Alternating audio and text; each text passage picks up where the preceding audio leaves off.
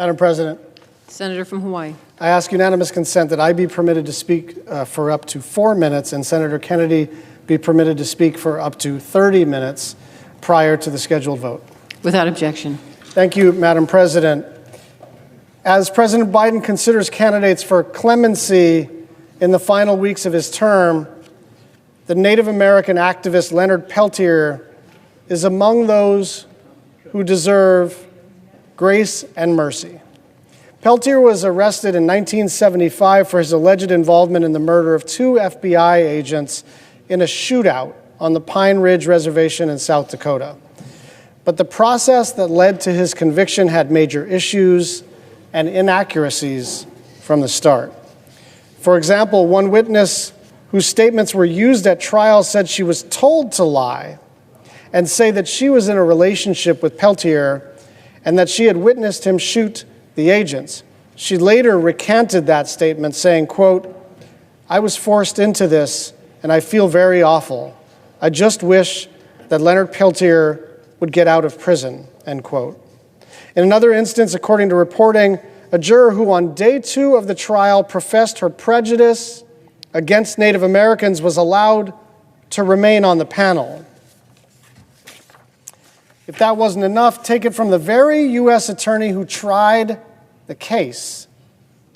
The prosecutor who tried the case, James Reynolds, who said Peltier had served his sentence on, quote, "the basis of minimal evidence, a result that I strongly doubt would be upheld in any court today," end quote. In the same letter, Reynolds urged President Biden to commute Peltier's sentence, writing, quote, "I write today from a position rare for a former prosecutor to beseech you to commute the sentence of a man who I helped put behind bars. With time and the benefit of hindsight, I've realized that the prosecution and continued incarceration of Mr. Peltier was and is unjust. We were not able to prove that Mr. Peltier personally committed any offense on the Pine Ridge Reservation," end quote. Peltier is now 80 years old and has been in prison for 50 years. He is in declining health, experiencing vision loss and other illnesses. And in spite of all that, earlier this year, federal officials denied his request for compassionate release and parole. And so, even if you believe that he did in fact commit the crime, surely now the time is now to let him spend whatever remaining days he has at home to die with his family. He's done his time. He's of old age and in poor health. This is what clemency is for. This is what mercy is for.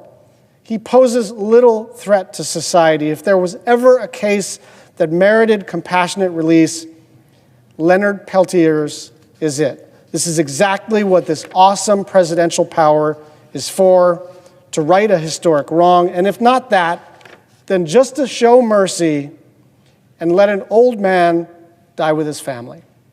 I yield the floor.